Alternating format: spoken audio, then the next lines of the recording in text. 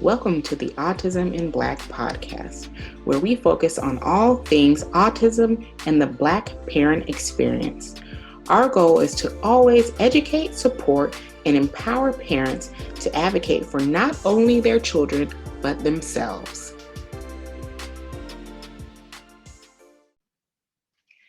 Hello, and welcome to the Autism in Black podcast. I'm Maria Davis Pierre, a licensed mental health counselor in the state of Florida and America's #1 autism advocate for Black parents. I'm the founder and CEO of Autism in Black Inc., where we aim to include the excluded. Today, we have Cheryl Poe, who is the founder and owner of Advocating for Kids Inc., a special education advocacy organization that provides resources, information, and workshops to parents and professionals with a special focus on addressing needs of Black and Brown children and those from lower socioeconomic status. Ms. Poe has a work experience that includes over 14 years of working with children with various disabilities and their families as an in-home therapeutic foster case manager. Ms. Poe is the mother of 2 boys with learning disabilities and prides herself on understanding the struggles that parents face when dealing with special education issues. Ms. Poe is diagnosed with ADHD and learning disabilities herself and received special education services as a child. Today's show is sponsored by the Autism in Black Conference. You can go to www.autisminblack.org/conference to find out more. I'm really excited at having Cheryl on the show today. We are going to be talking about a very serious topic, restraints and seclusions. So this is your trigger warning before the start of the episode that we will be talking about graphic restraints and seclusions that children have endured in the school system. So this is your trigger warning. Enjoy today's episode. Hi, and welcome to another episode of the Autism in Black podcast. Today, we have a very special episode with a very special person. We have Cheryl Poe back for another episode to talk about restraints and seclusion. We all know, well, most of us know about the movie Music that has come out, and there are restraint scenes in there. And I wanted to do this episode so that parents can truly understand the harmful impacts of restraints and seclusion, especially when it's happening right in our schools. And a lot of us don't even know what's going on. And what better way to do that than to have the expert, Cheryl Poe. So, Cheryl, thank you for coming back and gracing us on the Autism in Black podcast. Thank you. Thank you. It is always a pleasure to talk about these important issues with you, Maria. So thank you for having me back. And for those listening that missed your other episode and not quite sure what you do, can you tell us more about yourself and what you do? Oh, yes. So my name is Cheryl Poe, and I am I guess I should say recognized nationally as a special education advocate and expert in the area. I'm a founder and CEO of a nonprofit called Advocating for Kids. Advocating for Kids is an organization that I started years ago. It wasn't a nonprofit at first, but I started it years ago, about 23, because my oldest is 25. And that was because there were no supports out there for Black families that had children with disabilities that were struggling to navigate through the system, because the system is made to be very difficult to understand anyway. But when you look like me, it's even harder. And it's even harder to find people that looked like me, African American, Black American, for doing this kind of work 20 years ago. So I just dove into everything special ed, right? I didn't focus on any one particular disability because I had one child that was on the spectrum and another child that was more of your SLD, specific learning disability and ADHD, and myself having ADHD. So I didn't want to focus mainly on one disability because I had to know at least 3 of them pretty well. But I wanted to focus on, right, Maria, how to help parents, no matter what your child's disability is, how to work through a system that's against you. Yes. So that's what I do. I'm also the president of a national organization called the National Allies of Parents in Special Education. We are an organization whose mission nationally, meaning that we do conferences and have a outreach that's pretty large, is to ensure that there's a place and a space for our minority, Black and Brown families and parents, and our lower socioeconomic families and parents can access resources where they will have spaces where people will look like them or have had their lived experiences like them, and they don't feel any sense of judgment. It's a space of, we know what that's like. We know what that pain feels like to have your child harmed by being thrown in a seclusion room. We know what that feels like for a school district to use your race against you to give your child services. And of course, I'm excited to announce that Maria has joined our board, and we are just so lucky to have her. We really, really are. And I want to thank you, Maria, for joining us. Thank you. And I'm also on the Advocating for Kids board as well. So it's Yes. fun. I know. It's like we are, the way that we met, of course, you meet some amazing people in this work. And I have to say that my circle of close friends and people that I hold truly dear to me are through these advocacy circles. And Maria is definitely one of those individuals. And we are just going to do some amazing things. And I hope that you'll invite me back for another broadcast when we, as Advocating for Kids, get some of our programs launched out. I think it'll be important to cross over and share stories. Of course. Of Yay, course. thank you. So let's jump into it and start talking about some restraint and seclusion. So when the words restraint and seclusion are used, can you tell us what is typically meant by that? Ooh. Well, you got me sighing already. So what I'd like to kind of just do for our listeners is just share a little bit of background, because people think, oh, all of a sudden this stuff came out. And I want to share what's prompted the community, the disability community and the Black community, to be horrified by what our states are doing with restraints and seclusion. Is that okay? Do we have time? Yes, yes. Okay. So in 2009, the United States Government Accountability Office, which is also known as the GAO, right?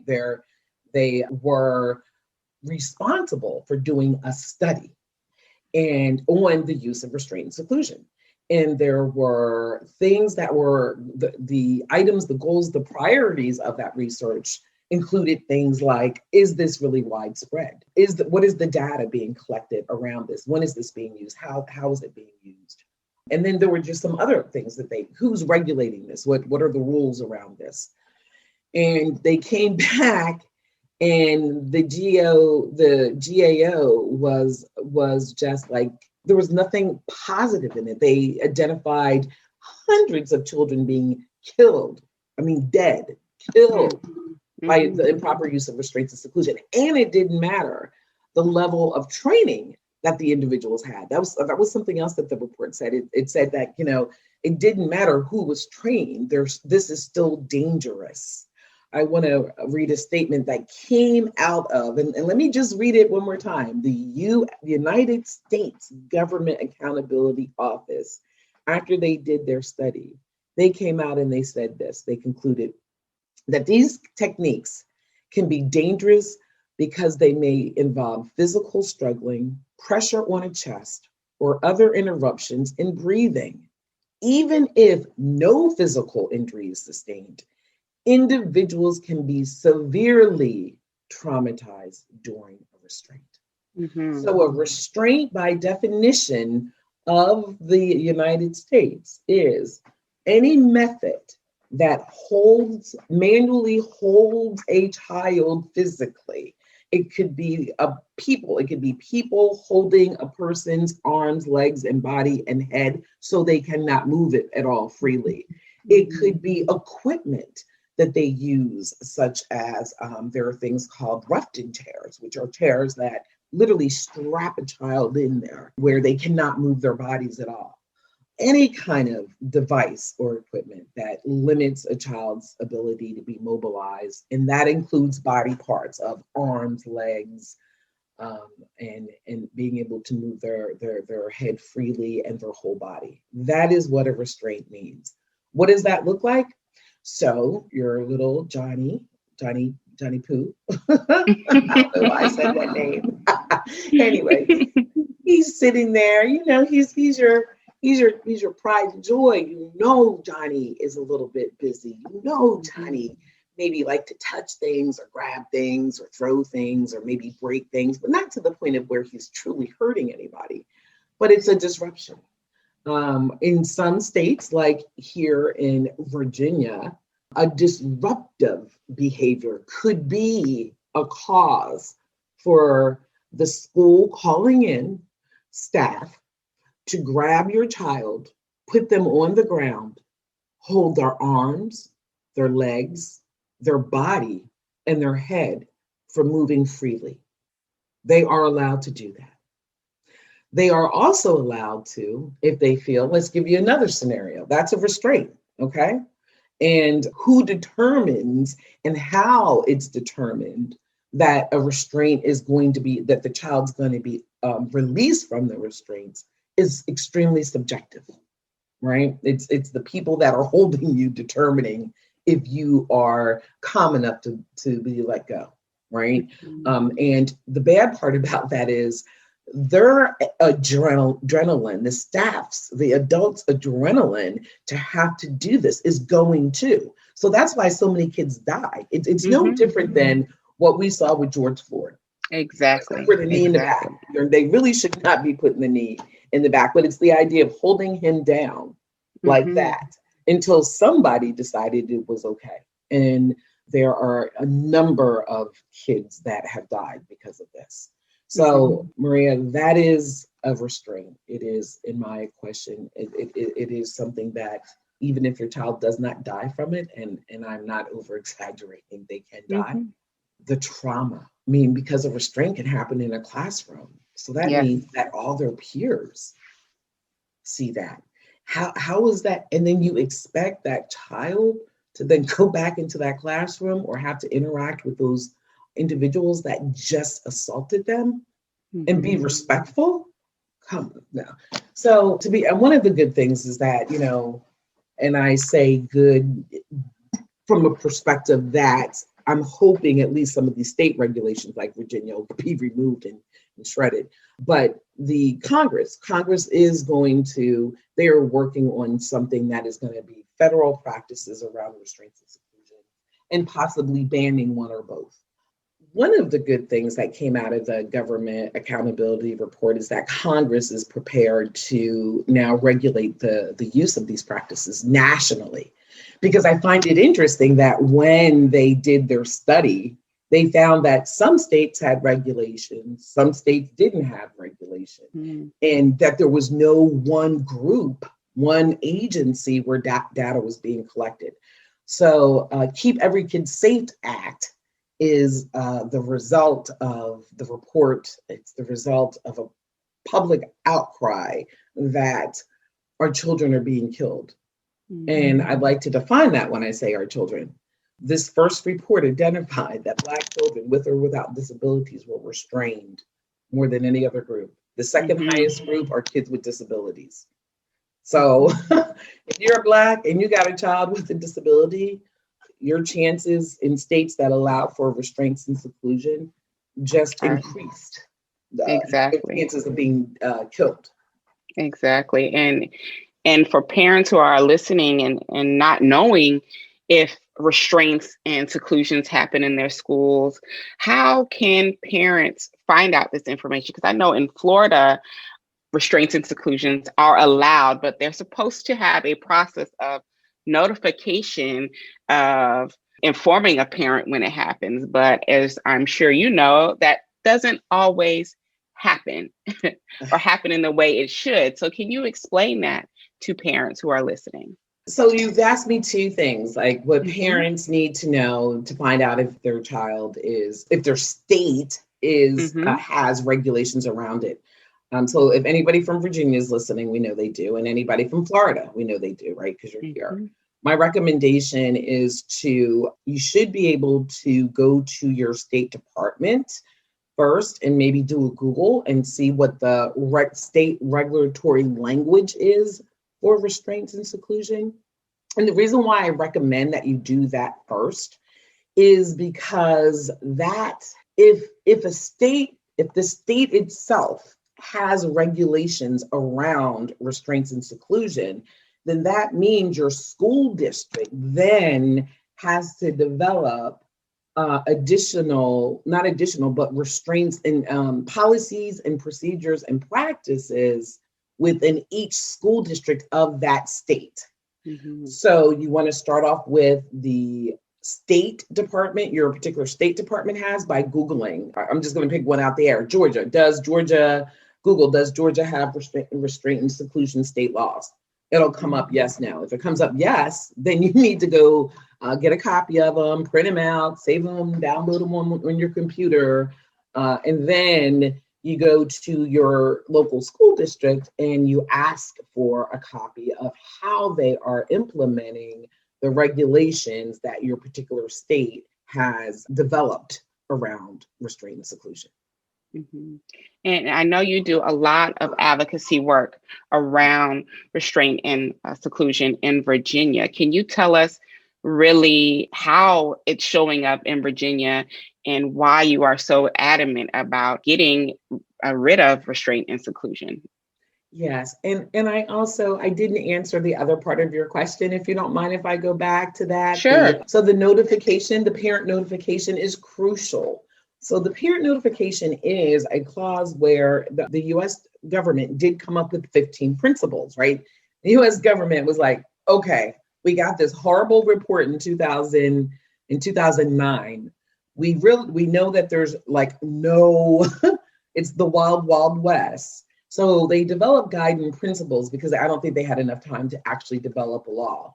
And within those guiding principles, each school district has to follow or have these guiding principles in there. And notification is one of them. So I just wanted to go back to that and say that if your school district is using restraints and seclusion on children, there is a piece where they have to notify you as a parent that your child was restrained and secluded. Now, there are some issues with, or there are some what we call too much, in my opinion, flexibility about Mm-hmm. parent notification from how that happens, right? Like, so Mm-hmm. little Johnny was in math class and he was restrained in front of the class. And then they finally said, okay, Johnny, you've stopped moving enough. We're going to unrestrain you. We're going to let you go. They're supposed to immediately take the child and check in with the child to make sure the child is okay, and not just physically, but emotionally. So check with your district to find out if you need to be notified immediately, like within that day of the restraint, or do they have 24 hours, which means it could go into the next day.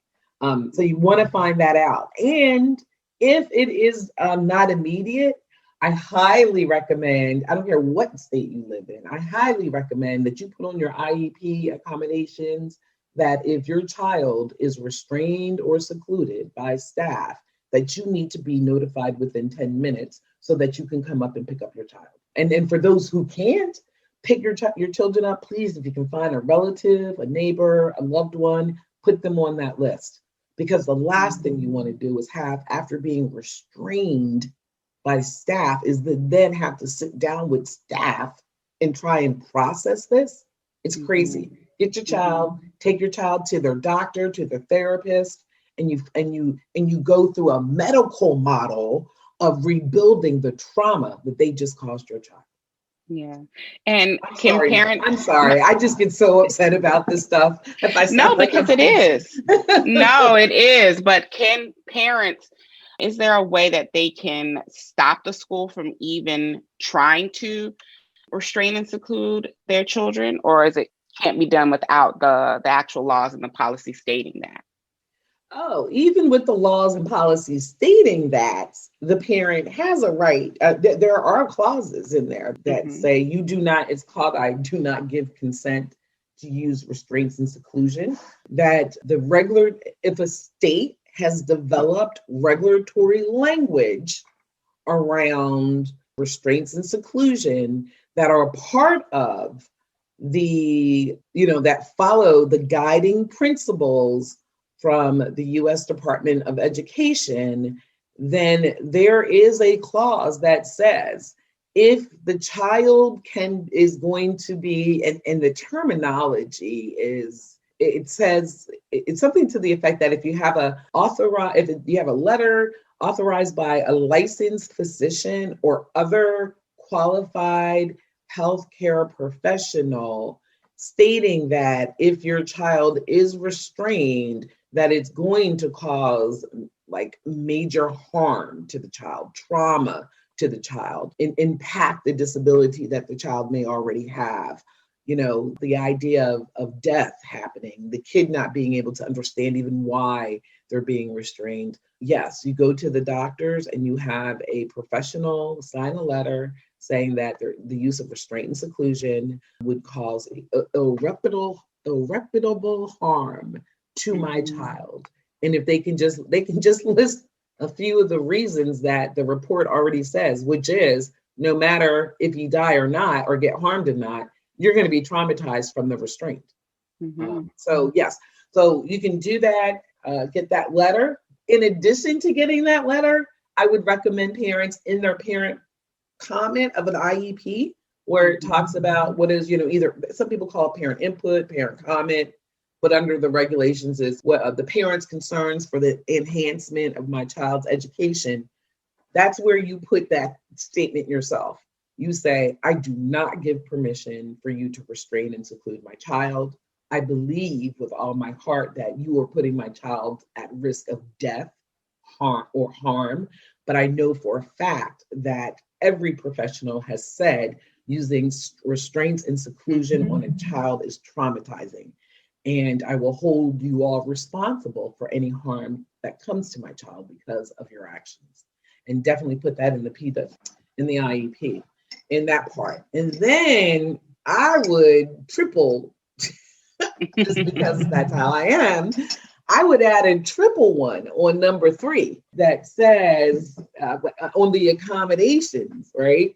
I would have something that says if my child gets to the point of where a teacher, because or a staff member, because that's who it is that's going to make a subjective opinion of whether or not you are engaging in a behavior that could lead to a restraint. You want to put in the IEP under a modification. If my child engages in any kind of triggering behavior or any kind of pre behavior that would make you think you want to restrain him, that you will immediately remove him peacefully from a situation. You will, or allow him to call me, allow him 5 minutes in the back of the classroom to get himself together, and this is preventive. I mean, I'm not, of Hmm. course, if the interaction has already happened and the school has put hands on your child, you can't ask for that then. No, you want to do it on the front side that you're called or that somebody in your family is called. And you want to talk with your child to let them know, hey, this is our signal that if you don't pull it together at that time, and I know you may not be able to, I just need you to hold on long enough for me or somebody to get there so they Hmm. don't restrain and seclude you.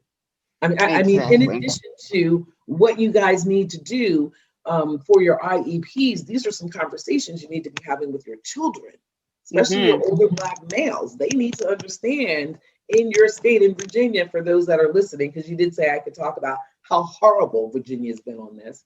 And I don't care what state you are in.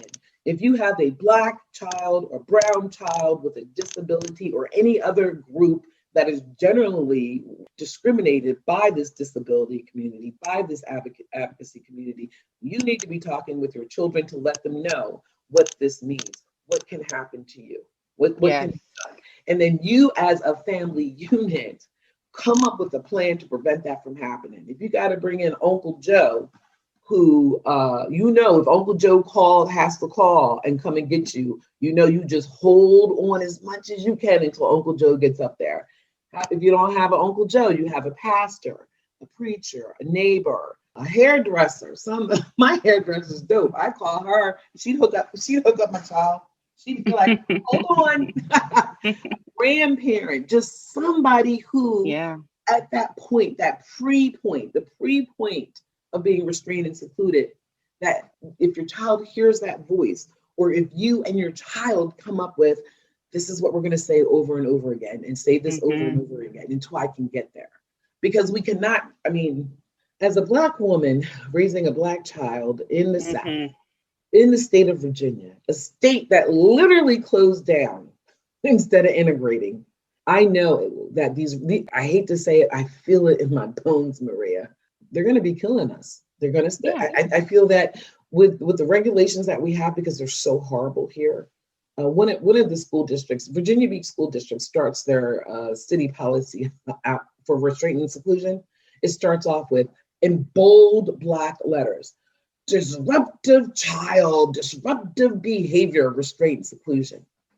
There is nothing in the 15 guiding principles that says you can restrain a child for disruptive behaviors.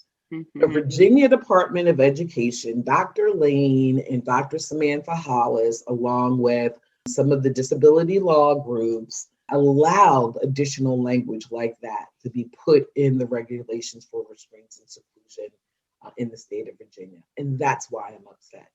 I'm also upset because the disability community in Virginia is so racialized, meaning it is so white. There's no room for Black voices.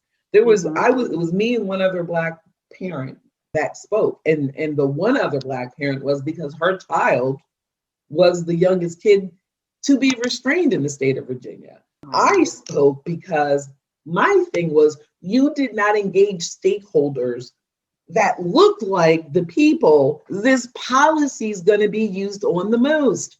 In the state of Virginia, Black kids with disabilities they're suspended the most. Yes. They're graduating 10 lower than white kids with disabilities. Even though there was like this gap closed, it's still they're still behind white kids with disabilities, and kids with disabilities are still like 39% non-kids with disabilities. We're the suspended the most, we're expelled the most.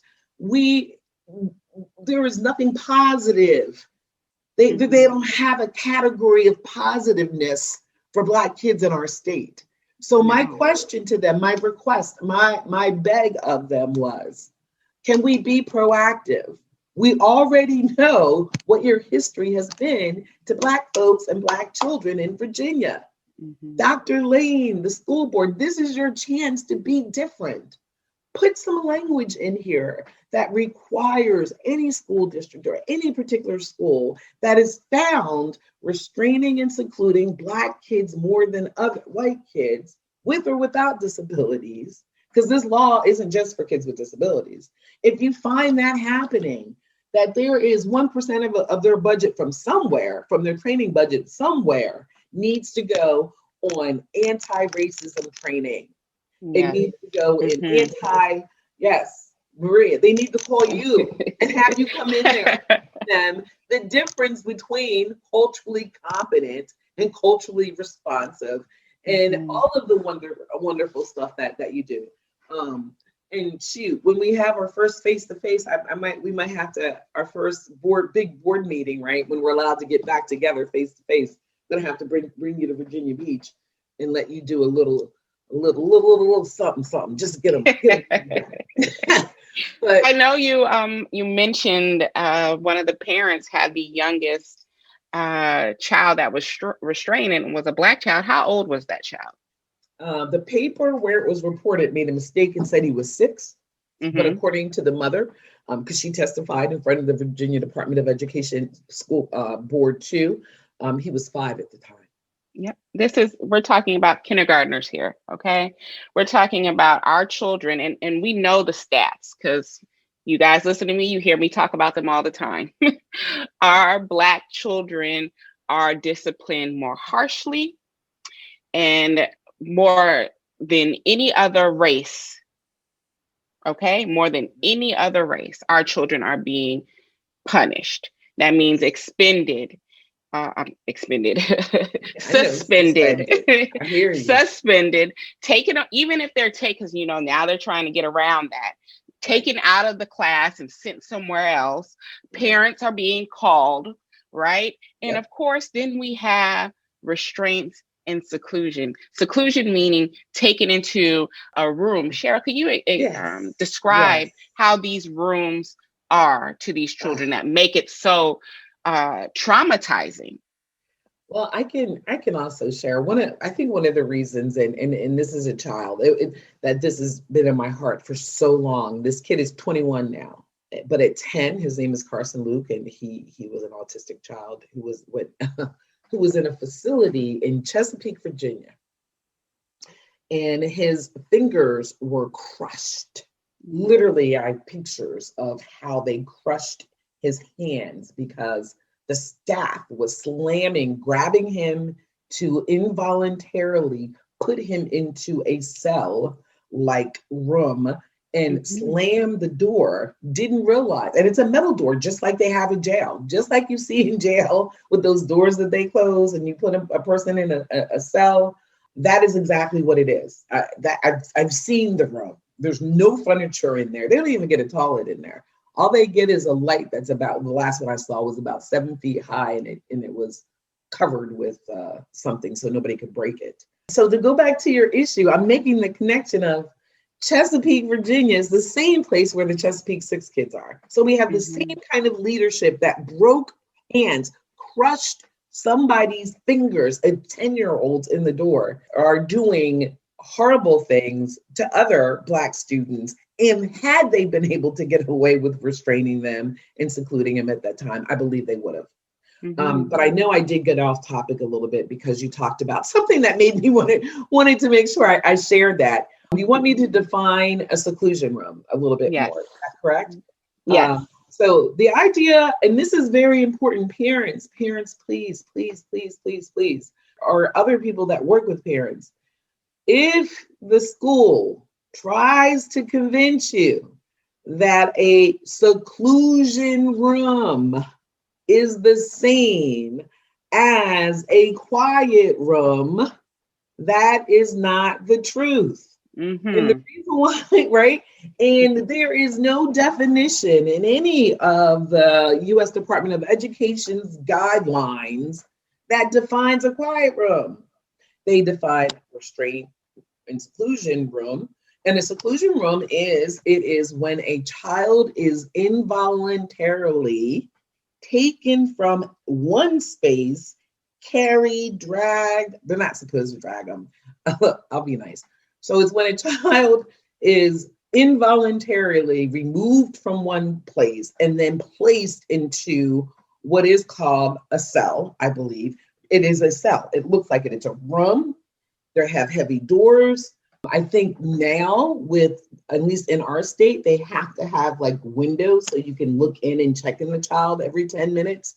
Before that wasn't a requirement. So Mm. you close the door, somebody would sit outside the door and they would take turns going to the bathroom, but the kid never was allowed to go out to the bathroom in one of my cases, and that really pissed me off. And the kid ended up going to the bathroom in the freaking seclusion room. Mm. That's how horrible it is. But seclusion is not a quiet room.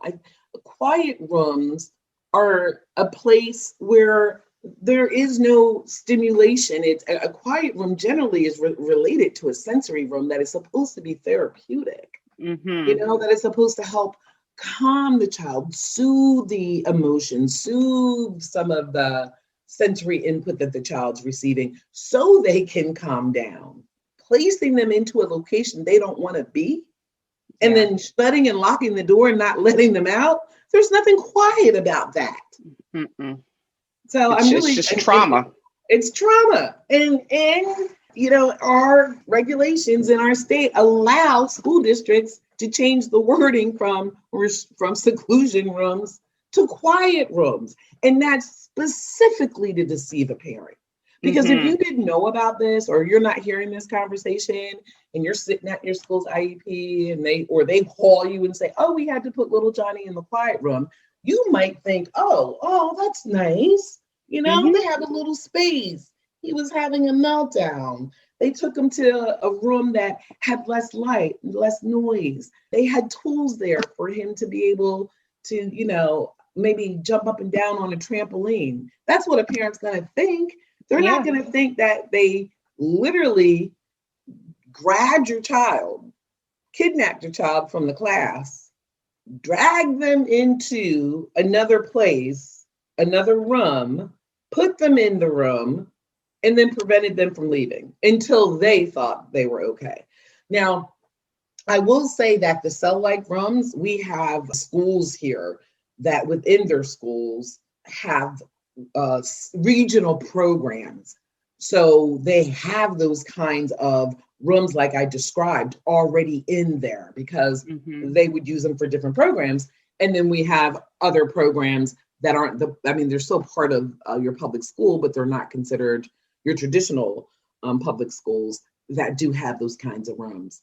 I know for a fact that school districts, at least here, that were like, your typical elementary school, they were using closets.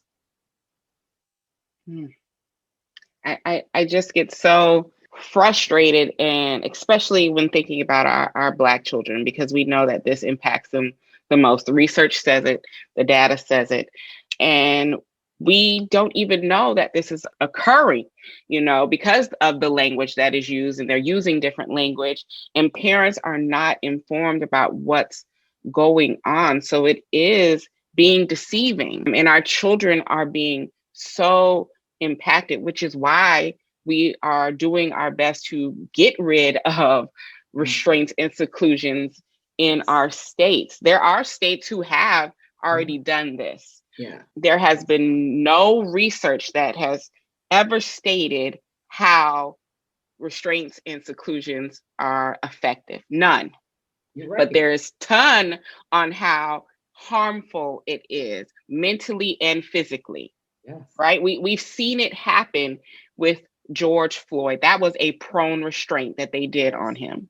Exactly. And that is what they're doing to our children in schools. Right. So that's why it's important to be knowledgeable about what is going on in these schools, because it's happened and been happening way before this movie music. Music. So I want you all to understand the severity of what is going on with restraint and seclusions in these schools.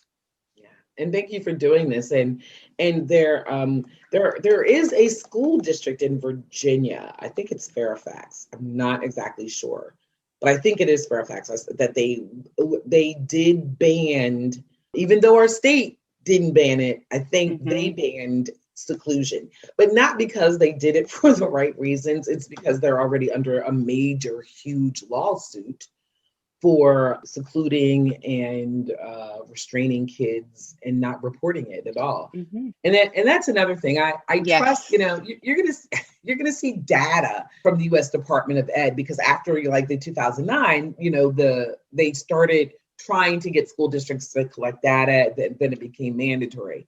But what we know is that data is not the truth. And let me give Hmm. you an example of how we know for a fact it's not the truth.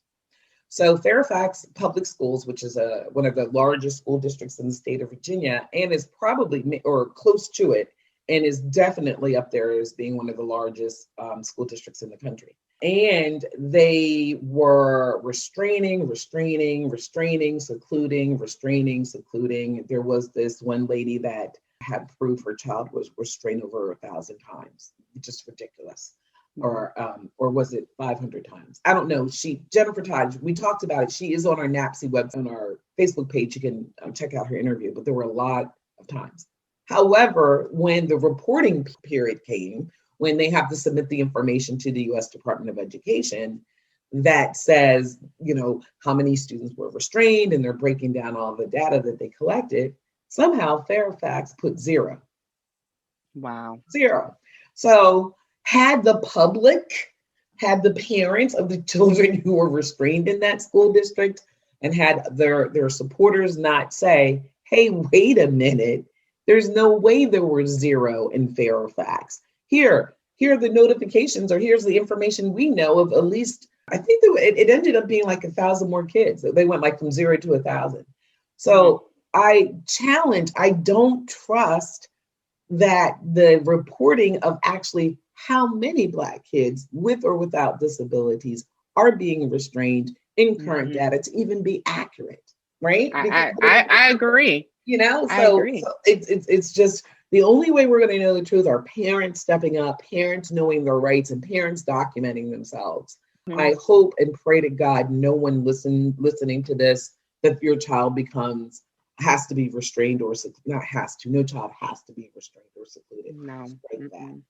I hope and pray no one listening to this is traumatized by the brutality of a school district restraining or secluding your child. But if they do, please keep a record of it.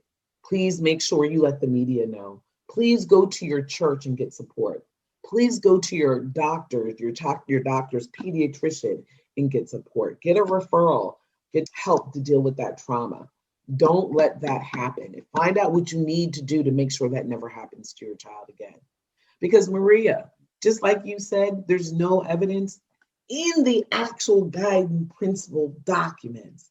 They literally say this. They say there is no evidence that using restraints or seclusion is effective in reducing occurrence of the problem behaviors that frequently participate the use of the technique.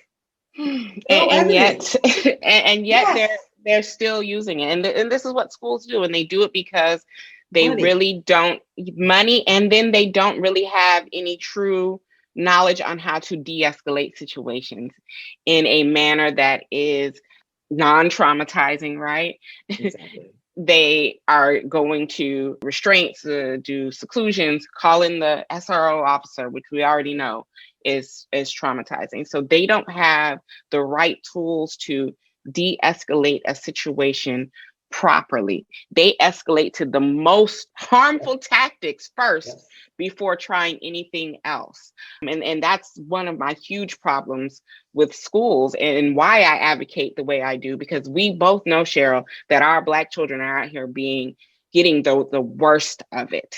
You have a second for me to read you just some examples of students that have died? And tell you a little bit about their stories.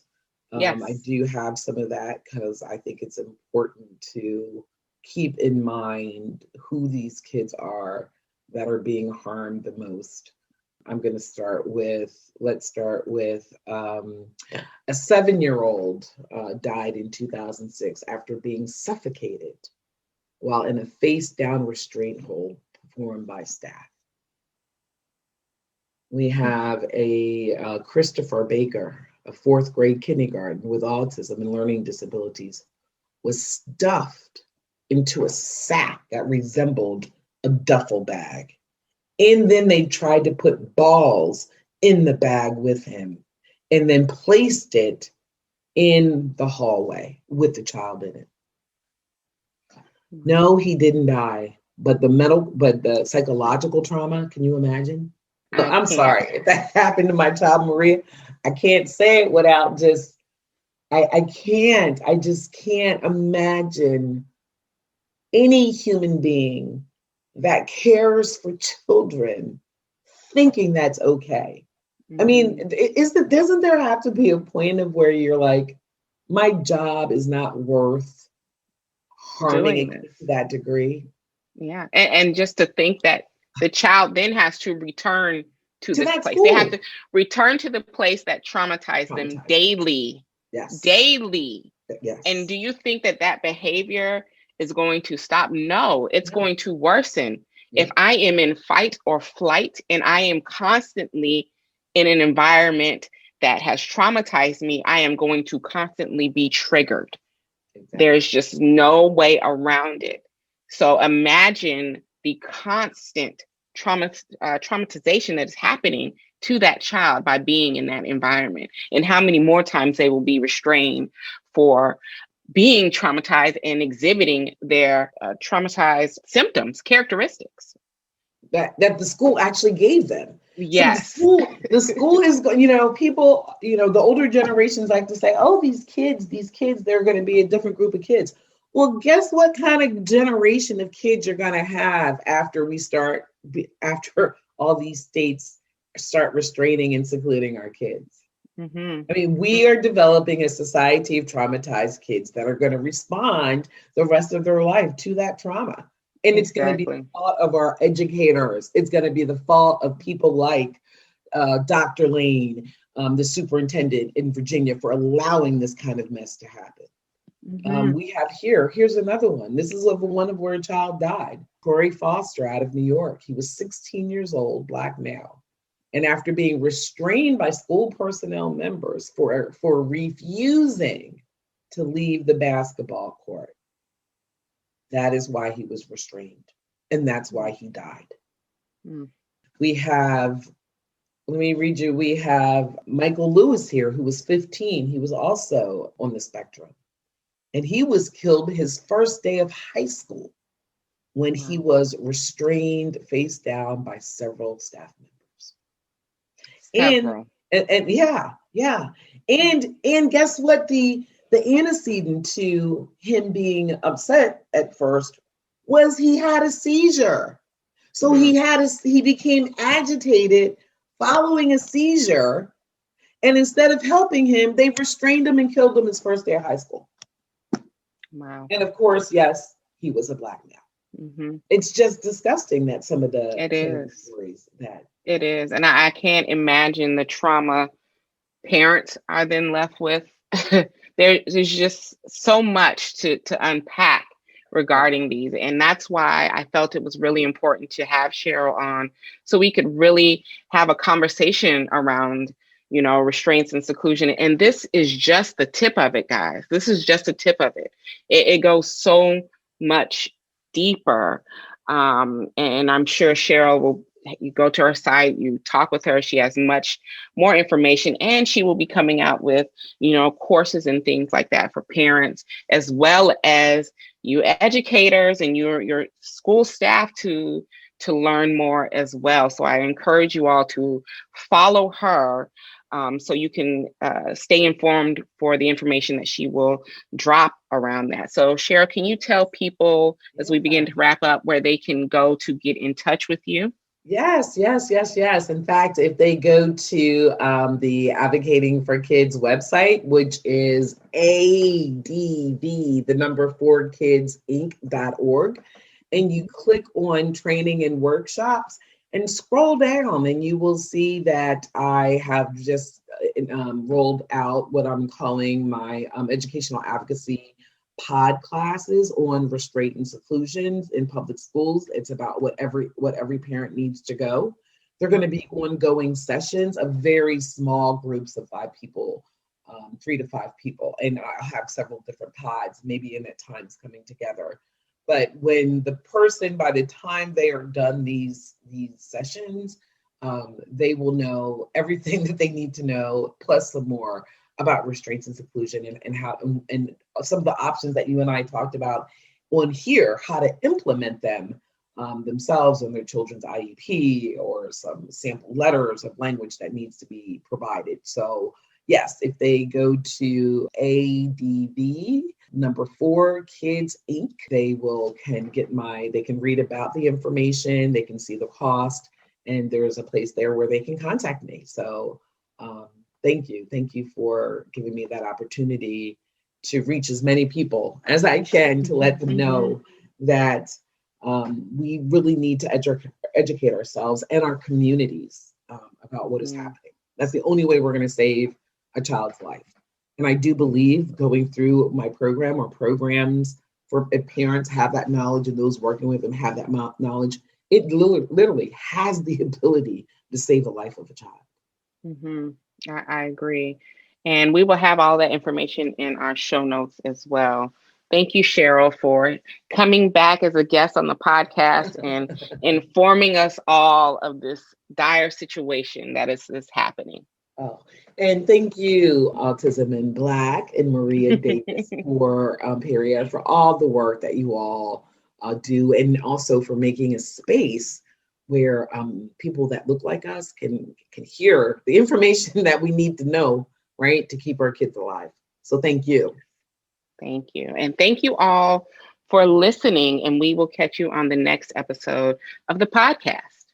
Bye, everyone. If you haven't done so, make sure to subscribe to our podcast so you can always be notified when a new episode drops. To get the resources shared on today's podcast and the show notes, make sure to go to autisminblack.org/podcast. And be sure to share your takeaways from the show on IG Stories and Twitter using our official hashtag AIBpod so that we can find them and share them. And if you want to continue the conversation from today's episode, make sure to join our Autism in Black podcast Facebook community. And please make sure to answer the questions to gain entry. Thank you for listening and joining me this week. Have a good one.